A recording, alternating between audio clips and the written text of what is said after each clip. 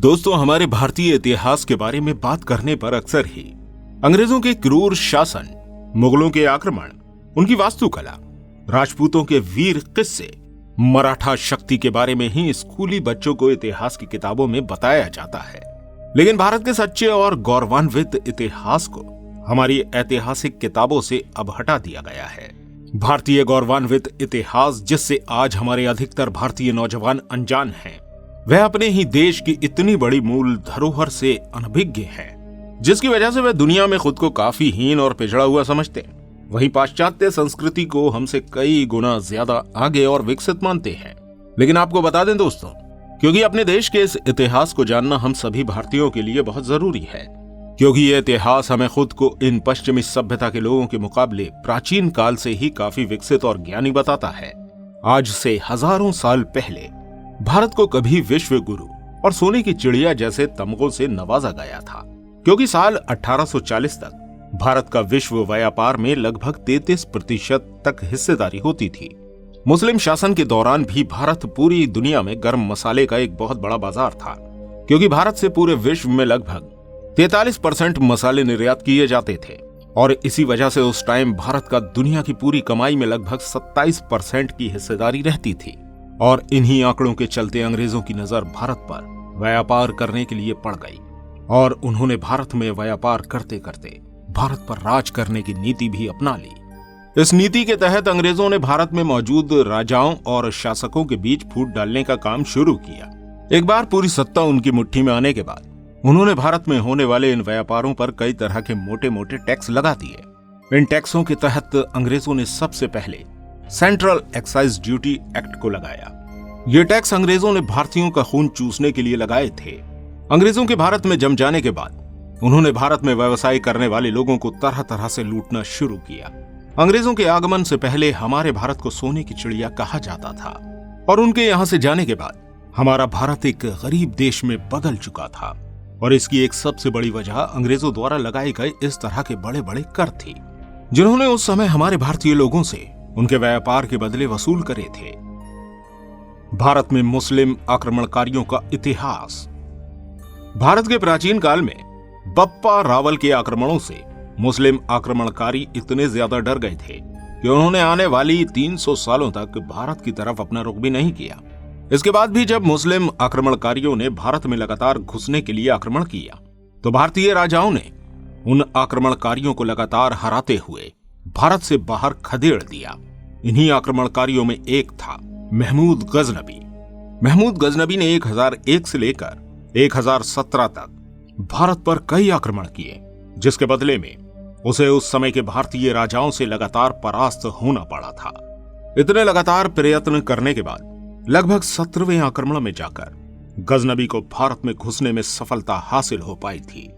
लेकिन इसके बाद भी भारतीय राजाओं के होने वाले लगातार आक्रमणों से परेशान होकर उसे गजनी वापस लौटना ही पड़ा और इसके 100 सालों बाद तक किसी भी मुस्लिम आक्रमणकारी की भारत पर दोबारा से आक्रमण करने की हिम्मत नहीं हुई।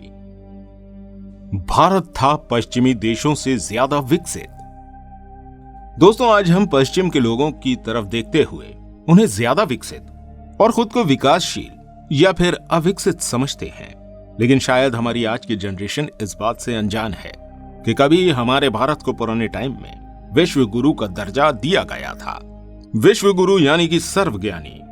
दोस्तों, हमारे देश की सरकारें विदेशी कंपनियों के इन्वेस्टमेंट के इंतजार में हमेशा रहती हैं और उनका मानना है कि विदेशी कंपनियों के आगमन से हमारे देश के हालात सुधर जाएंगे। लेकिन ये बात सही नहीं है, क्योंकि आज हमारे उत्पादन क्षेत्र के साथ साथ और भी कई सेक्टर में विदेशी कंपनियों का बोलबाला हो जाएगा। इंश्योरेंस फील्ड, मेडिकल फील्ड और इलेक्ट्रॉनिक फील्ड, ऐसे ही कितने ही सेक्टर हैं जिनमें विदेशी कंपनियां हमारे भारतीय बाजारों में पूरी तरह से मौजूद हैं और हमारे ही बाजारों से बहुत बड़ी प्रॉफिट को अपने देश में ले जा रही हैं। ये वही प्रक्रिया है जो आज से कई सैकड़ों साल पहले अंग्रेजों द्वारा अपनाई गई थी। लेकिन आज इसका ऊपरी प्रारूप बदल चुका है, पर नीतियां तो वही हैं। कब तक बने रहेंगे हम चेले?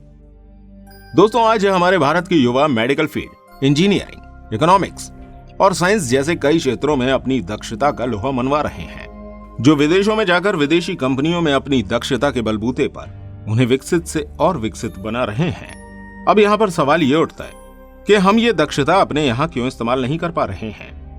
क्यों हमें अपनी ही नीतियों पर भरोसा नहीं है और क्यों हम विदेश के बजाय अपने देश को इस दक्षता में सफलता की तरफ नहीं ले जा रहे हैं। तो आपको बता दें दोस्तों कि हमारे हर टैलेंटेड युवा के हिसाब से सक्सेस होने का एकमात्र तरीका पाश्चात्य सभ्यता के हिसाब से चलना ही बन गया है।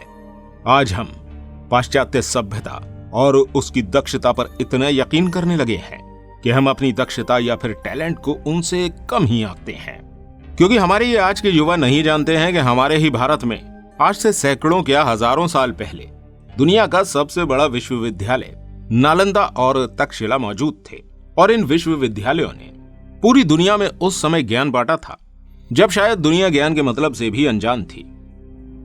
आखिर क्यों कहा जाता था सोने की चिड़िया, जानिए असली वजह।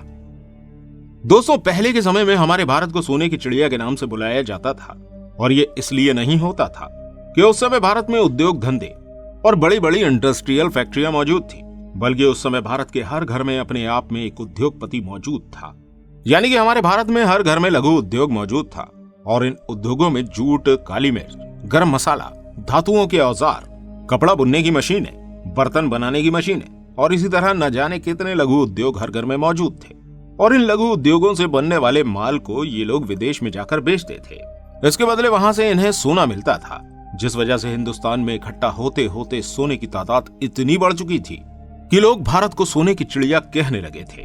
और इस सोने की तादाद इतनी ज्यादा थी कि दुनिया के किसी भी देश में इतना सोना मौजूद नहीं था। सबसे बड़ी बात यह थी कि ये सोना किसी भी सरकार के राजकोष में जमा न होकर जनता में समान रूप से बटा हुआ था। बेहद पुरानी है भारत की सभ्यता। भारत की सनातन सभ्यता दुनिया में बेहद पुरानी सभ्यता मानी जाती है। ये लगभग 9000 साल पुरानी है।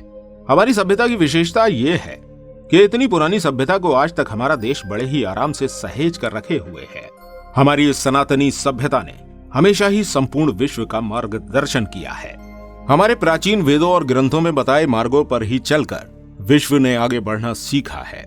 विज्ञान हो चाहे अध्यात्म, चाहे तकनीक या फिर पुराण, सभी जगह हमारा मार्गदर्शन करते ये प्राचीन वेद मौजूद हैं। आज से हजारों साल पहले लिखित रामायण और महाभारत में आज इस्तेमाल होने वाले परमाणु अस्त्र शस्त्र और वायुयान का वर्णन हमारे पुराणों में मौजूद है।